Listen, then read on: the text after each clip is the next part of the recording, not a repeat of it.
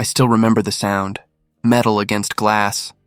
My mother's jewelry, her wedding ring, her necklace, everything she left behind, laid out on the table like items in a pawn shop. "Claire, please don't," I said, my voice shaking. "Those belong to her," she didn't look up. Her hands kept sorting the pieces. "Your mother's gone, Ethan. These things are just collecting dust."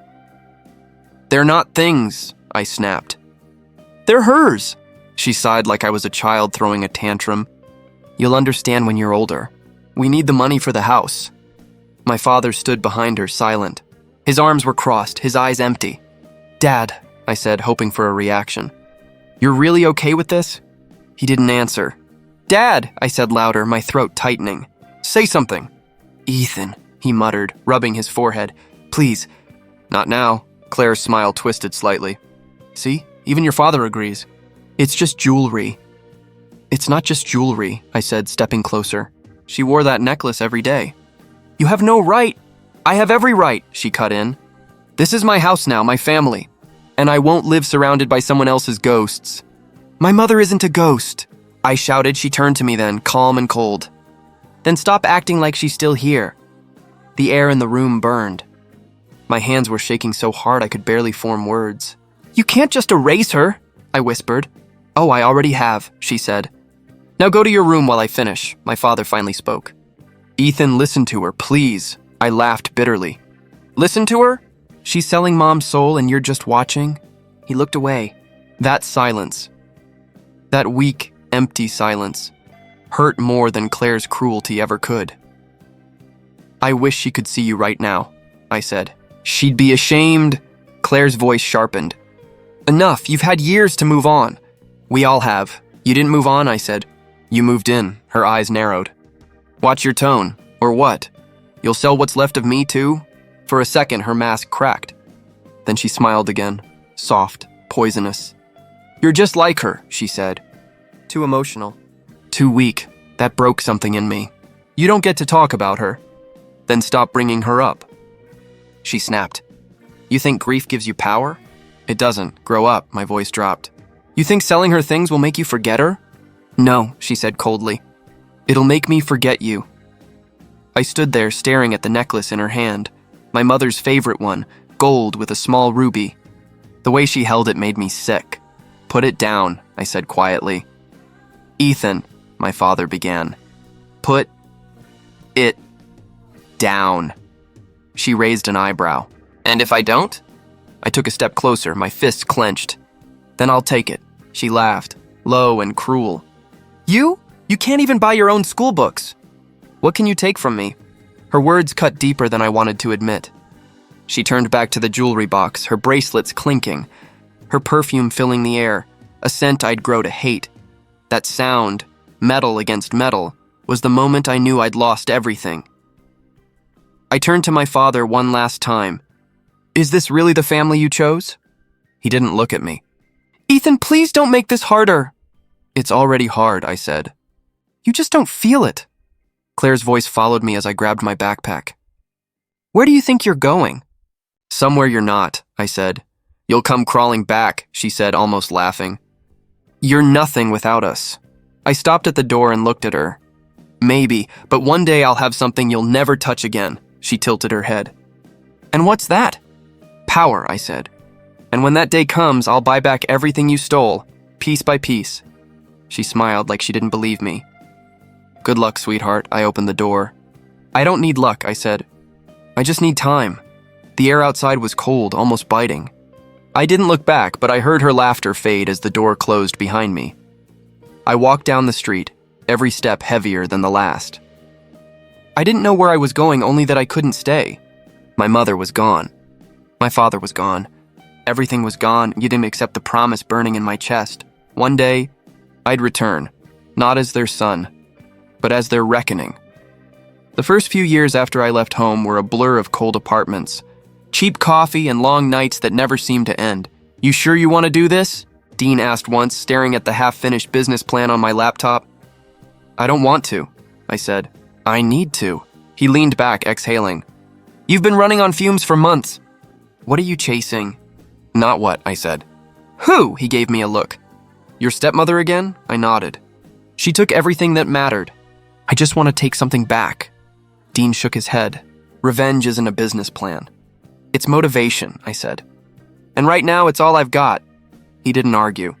Maybe he saw what I saw in the mirror every morning, a man who'd traded peace for purpose.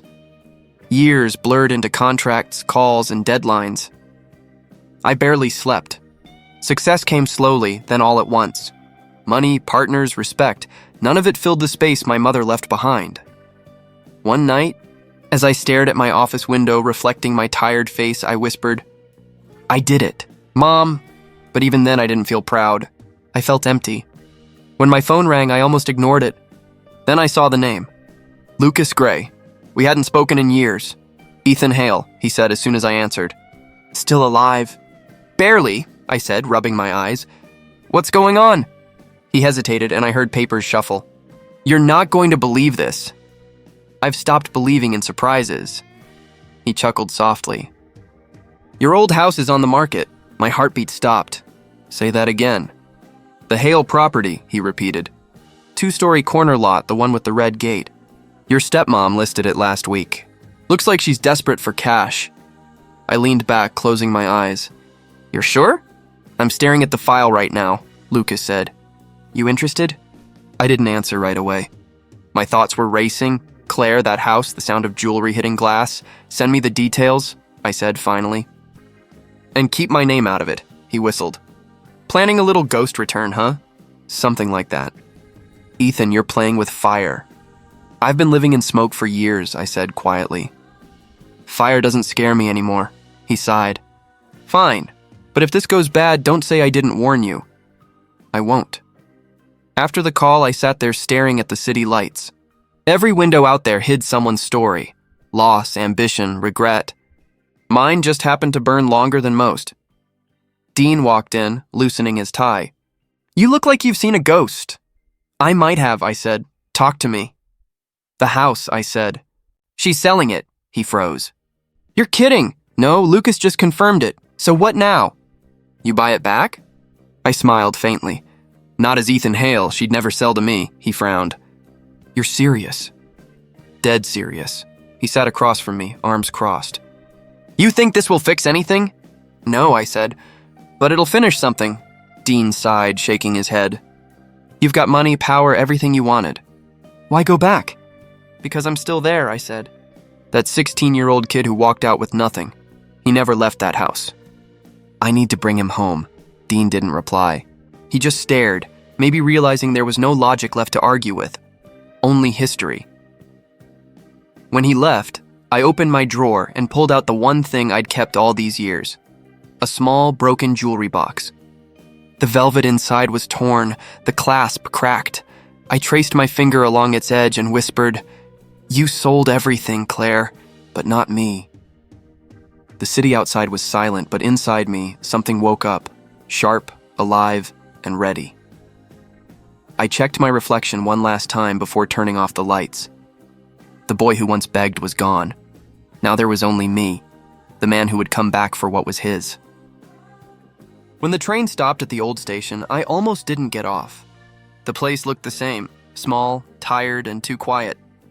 I adjusted my coat and whispered, "Let's finish this." Lucas met me near the parking lot. "You sure you're ready?" "I've been ready for 10 years, I said. He smirked. "Still dramatic? Still helpful?" "Depends," he said, unlocking his car. "You brought the fake ID?" I handed it over. "Evan Gray, investor from Boston." He grinned. "Your stepmom won't suspect a thing." "Don't call her that," I said flatly. She was never a mother. The drive to the house was shorter than I remembered. Every tree we passed looked like a ghost from my childhood. When we stopped in front of the gate, I froze. The red paint had faded, but the memories hadn't. Lucas lowered his voice. "You okay?" "Fine," I lied. "Let's go." The air was heavy the moment I stepped inside. The walls were painted cream instead of blue, the smell of roses replaced with synthetic lavender. I could still see the shape of old picture frames on the walls, where my mother's photos once hung.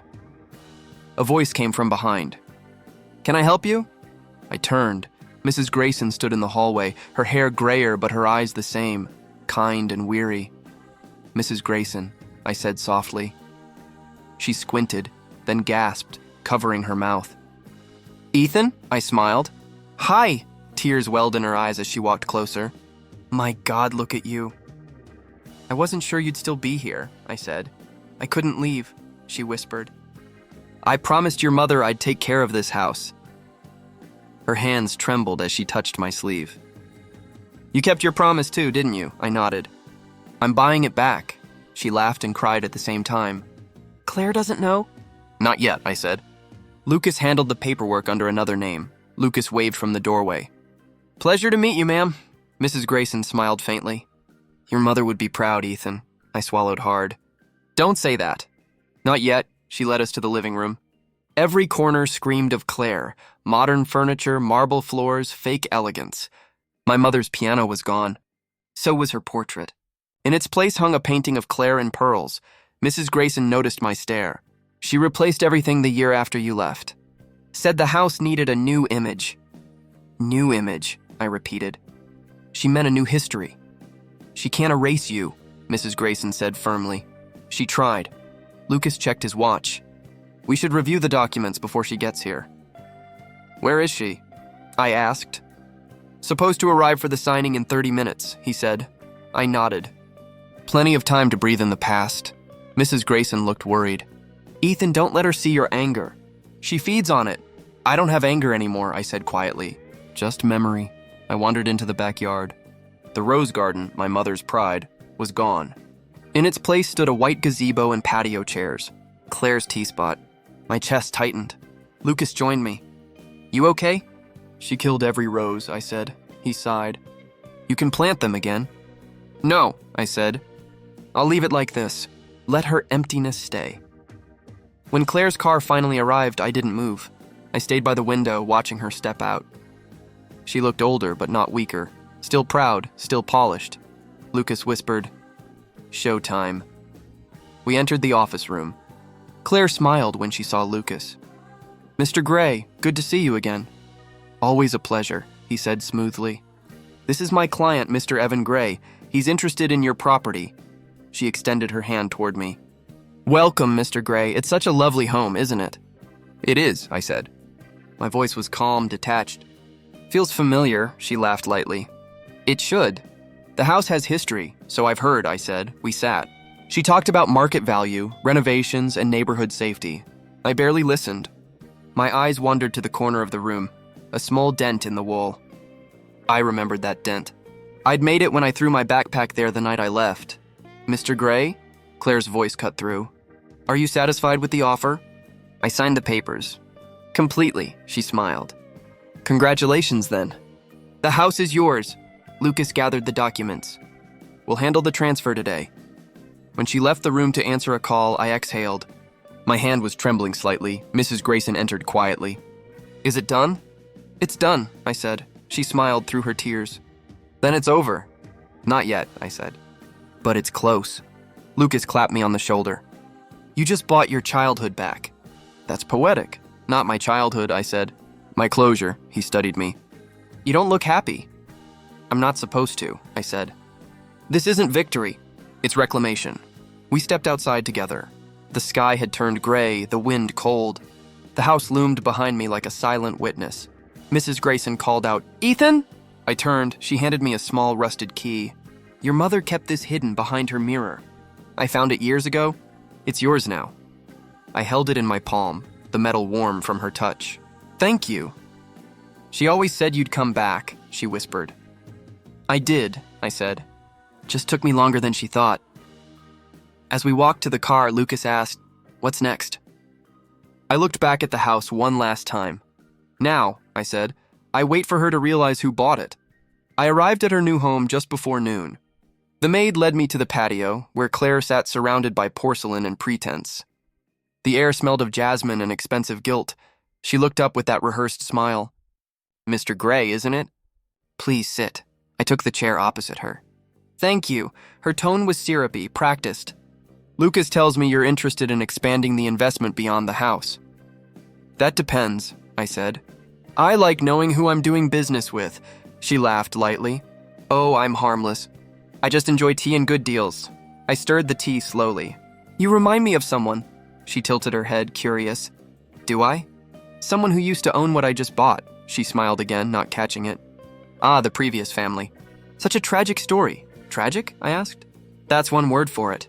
She leaned closer, lowering her voice as if gossiping. The boy left after his mother died. Poor thing. I suppose he couldn't handle change or exile, I murmured. Her brows knit. I'm sorry? Nothing, I said. Just thinking out loud. She poured more tea, her bracelet jingling like old memories. You have a familiar presence, Mr. Gray. Have we met? Maybe, I said. You were younger then. And colder, she blinked. Colder? Yes, I said. When you threw me out, her hand froze. The teapot wobbled, spilling a thin line of liquid across the table. What did you say? She whispered. I looked her in the eye. Maybe your stepson? Her face drained of color. For the first time in years, I saw her without the mask, raw, human, terrified. Ethan, she breathed. I didn't recognize you. People change, I said. Some grow up. Some rot, she flinched. You don't understand what happened back then. Your father, stop, I cut in. Don't rewrite history. You chose convenience over conscience. She pressed a hand to her chest. I was trying to protect myself. From a grieving child? I did what I had to, she snapped. And so did I said quietly. Her eyes flicked toward the door. If you came here for revenge, Ethan, you'll be disappointed. I've suffered enough, I smiled faintly. You haven't even started. She swallowed hard. What do you want? Nothing you can give, I said. Just the truth, and maybe a little silence. She looked around nervously. The staff could hear. Let them, I said. They should know who you are. Tears glimmered in her eyes, but I didn't buy them. Claire's tears had always been tools, not feelings. I was lonely, she said. Your father was distant. I tried to build something by erasing my mother, I said sharply. By painting over her walls and burning her roses? Her lips trembled. I never burned. You replaced her garden with your tea table, I interrupted. That's worse, she exhaled shakily. You've changed. You sound just like him. Good, I said. Maybe now you'll listen. We sat in silence. The wind brushed against the patio curtains. She finally whispered, Why come back now? To see what guilt looks like after 20 years. And? She asked, voice trembling. Still ugly, I said. Her jaw tightened. You think you've won, but all you've done is reopen wounds. They never closed, I said. She leaned forward, voice breaking. Ethan, please. Let it go, I laughed softly. You really don't get it. I'm not here to scream or break things. I'm here to finish the story. She stared at me. What story? The one you started when you threw me out. Her breath hitched. You bought the house. Yes, I said. Her lips parted, disbelief flooding her face. You bought it? I met her gaze. No, I reclaimed it. The words hung in the air, heavy and irreversible. She covered her mouth, whispering something I couldn't hear. Maybe a prayer. Maybe a curse. I stood. Enjoy your tea, Claire. It tastes different when you know who's watching. As I walked toward the gate, her voice cracked behind me. Ethan, wait! I paused but didn't turn. I never meant to hurt you, she said. I just wanted peace. You wanted silence, I said. And you got it. For a while. The wind carried the scent of jasmine again. I looked up at the gray sky and smiled faintly. Goodbye, Claire. Her sobs followed me down the path, soft and fading, like ghosts finally realizing they'd been seen. When Lucas called again, his tone carried a strange satisfaction. You won't believe this. Claire's losing ground fast. The creditors are circling. I leaned back in my chair. That was quicker than I expected. Karma doesn't like delays, he said. I almost smiled. No, it doesn't. But that night I didn't celebrate. I couldn't. Something about it all felt hollow. 2 days later, I stopped by the old house to check on repairs. Mrs. Grayson met me at the door, worried. Your father's been unwell, Ethan. Claire's been calling doctors nonstop. I froze. My father? She nodded. Richard's heart. It's serious. For a long moment, I said nothing. Then I whispered. He used to say he had no heart left. Maybe now he realizes what that means, she murmured. That evening, I found myself at the hospital, standing outside his room. Claire sat beside his bed, her makeup smudged, her composure gone. She didn't even look up when I entered. What are you doing here? she muttered. I own this place now, I said quietly. Seems fitting. She shot me a look, but exhaustion dulled it. If you came to gloat, you can leave. I didn't, I said. I came to see him? Richard's eyes opened weakly. Ethan! His voice was a ghost. You look like her. I swallowed hard. You mean Mom? He nodded slowly. I made mistakes, Claire stood abruptly. Richard, don't... He cut her off with a wheeze. You always talk too much, Claire. I almost laughed, but it came out as air. Rest, I said. You'll need it, he smiled faintly, still stubborn. Then his eyes closed again. Outside the room, Claire caught my arm. Don't think this changes anything. It already has, I said, pulling away. The next morning, Mara showed up at my office without warning. She leaned against the doorway, her eyes sharp as ever. So, Mr. Revenge finally runs out of smiles? I never had many, I said. She walked in, arms folded. I heard about Claire. Debts, lawsuits, the sick husband, classic karma recipe. So why do you look like someone stole your win? Because maybe they did, I muttered. She tilted her head. You mean you did? I sighed. Mara, I didn't even touch her. I didn't leak anything, didn't ruin her deals. I just watched. And it still hurts, doesn't it? She said softly. I thought it would feel clean, I admitted. Like balance restored. But it's messy. It's human, she interrupted. Revenge doesn't cleanse anything, Ethan. It just rearranges the dirt. I stared at her. You sound like my conscience. Maybe I am, she said, half smiling. Or maybe I'm just the only one who still remembers you before all this. Her words lingered long after she left. Later that week, I was locking up when I heard a knock. When I opened the door, Ava stood there, Claire's daughter. She looked terrified. Mr. Gray? She asked hesitantly. Yes? She hesitated. Can we talk, please? I gestured her in. She sat on the edge of the chair, wringing her hands. My mother's been lying, she said suddenly. About everything. About the money, about you, about my grandfather. I kept my voice calm. What did she tell you? That you left because you hated her. That you took everything from us. I leaned forward. And what do you think? Tears welled in her eyes. I don't know what to think anymore. She's falling apart. I don't even recognize her. I handed her a tissue. You're not responsible for her choices, Ava. She looked up at me. Then why do I feel guilty? Because you still care, I said quietly. And caring hurts when the person doesn't deserve it. She wiped her eyes. I wish I could hate her. So did I said, her gaze lifted, startled. You really are Ethan, aren't you? I didn't answer. The silence spoke for me. I saw the deed, she whispered. You bought the house. I reclaimed it, I corrected gently. She gave a shaky laugh. That's what she said you'd say. She told me you'd never forgive her. She was right, I said. But forgiveness isn't what she needs. Ava frowned. Then what does she need? Truth, I said. Even if it destroys her. Her lips trembled. Will you destroy her? I hesitated. No, I think she's already doing that herself. She stood slowly, still crying. You don't sound like someone who hates her. I don't, I admitted. I just don't trust her. She gave me a long look. You sound tired. I am, I said. Tired of ghosts, she nodded quietly. Thank you for not yelling. I stopped yelling years ago, I said. It never changed anything. When she left, the silence in the room was unbearable. I sat there staring at the dark window until my reflection began to blur. Mara's voice echoed in my head. Revenge doesn't cleanse anything. Maybe she was right. Maybe some things aren't meant to be balanced, only faced. As I turned off the light, I whispered to no one. Maybe happiness was never the goal. But deep down, I wished I hadn't meant it. The call came just after midnight. Ethan, Lucas said quietly, your father's gone.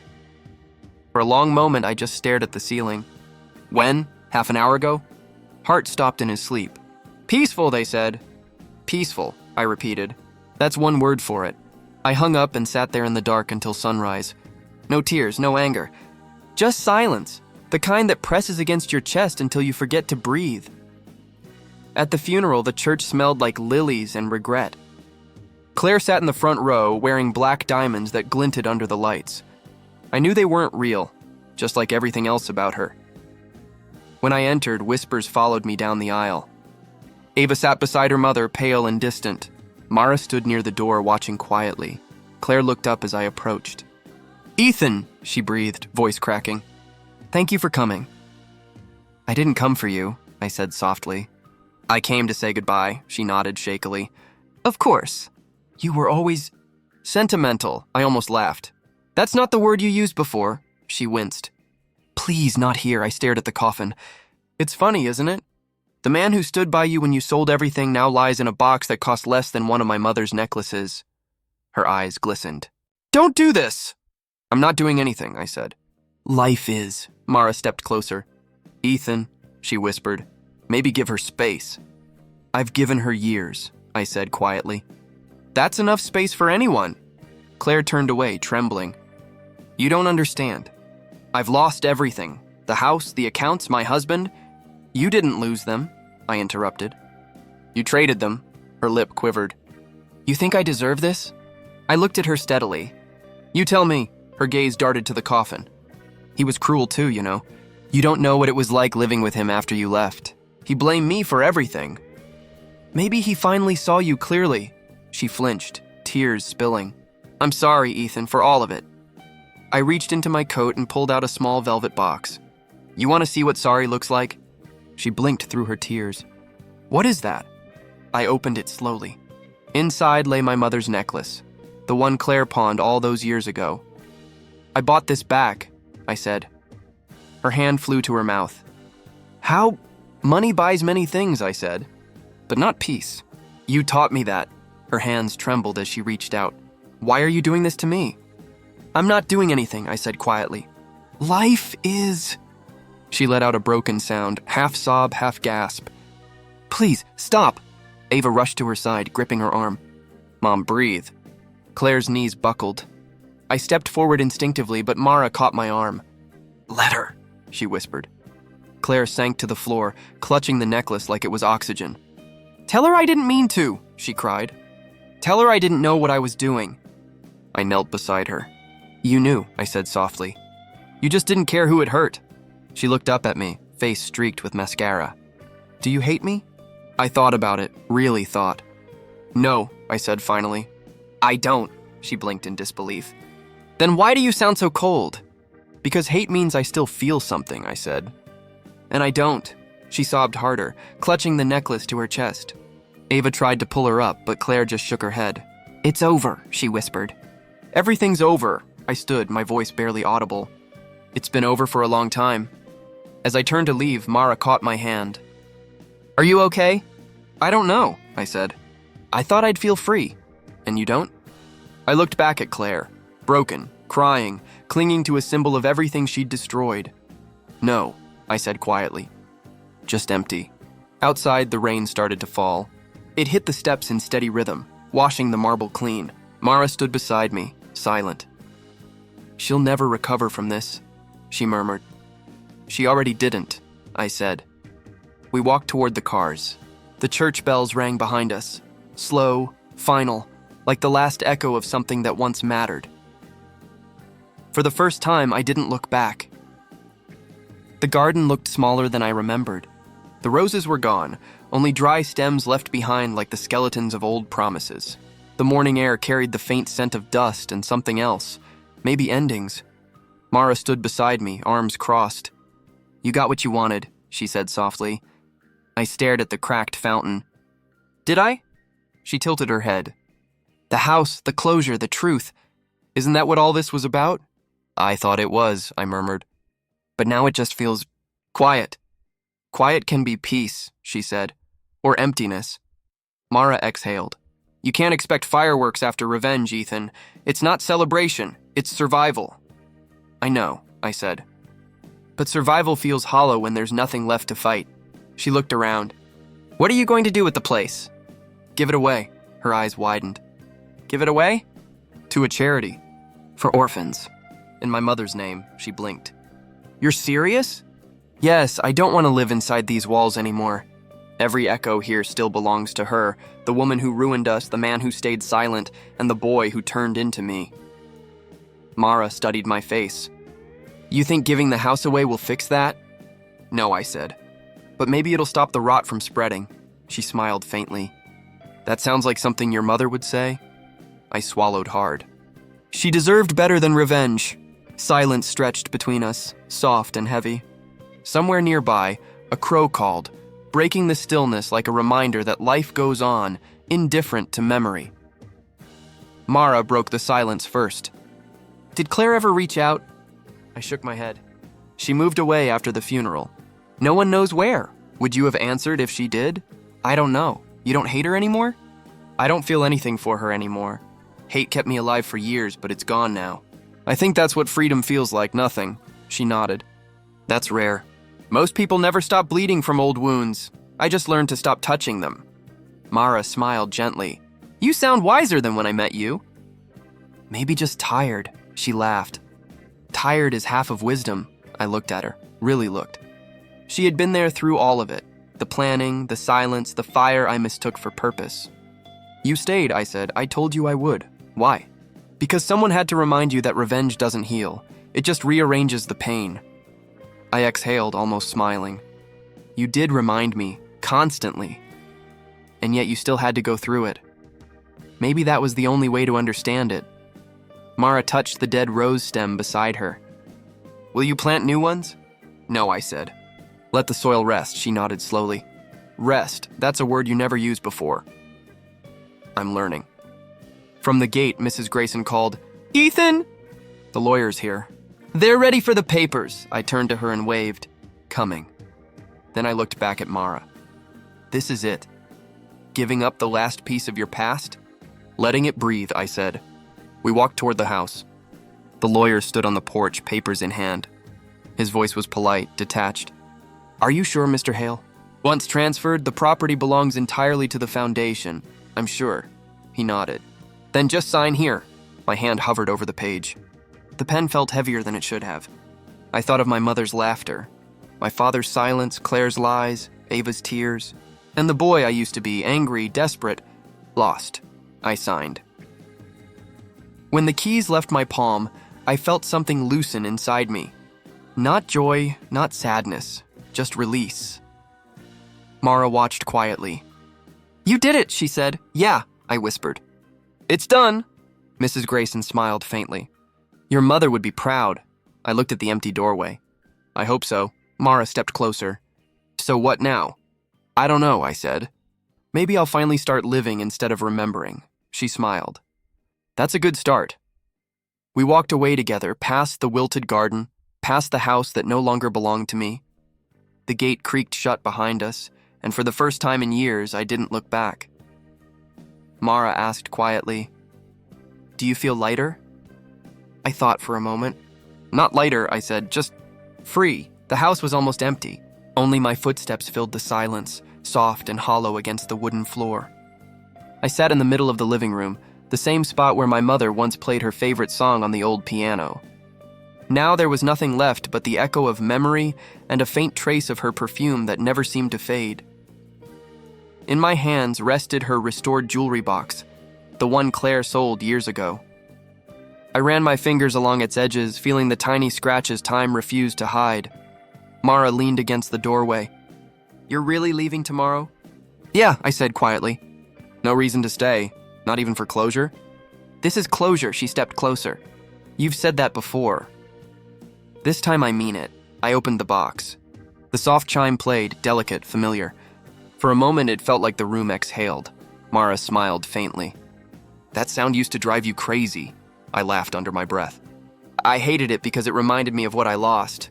Now it reminds me that I survived. She knelt beside me. You think your mother would be proud? I used to wonder that every day, I said. Now I think I just know. She nodded slowly. You found peace then? Not peace, I murmured. Acceptance, Mara tilted her head. There's a difference? Peace means forgetting. Acceptance means remembering, without bleeding. She smiled sadly. You always did have a poetic way of being broken. Not broken anymore, I said. Just different. Mara looked around the room. It feels strange seeing this place empty. It feels right, I said. The ghosts have been loud for too long. It's time they rest, she hesitated. You sure you don't want to stay one more night with company? I need to say goodbye alone. She touched my shoulder. Then I'll see you at the station in the morning. Yeah, I said softly. Thank you, Mara. For everything. She smiled and walked out, leaving the door open behind her. The music box kept playing, softer now, slower, like it knew it was the last time. I closed my eyes, and for a moment, I wasn't in that empty house anymore. I was 7 again, sitting beside my mother as she brushed my hair and hummed along with the tune. Her voice came to me, not in grief, but calm.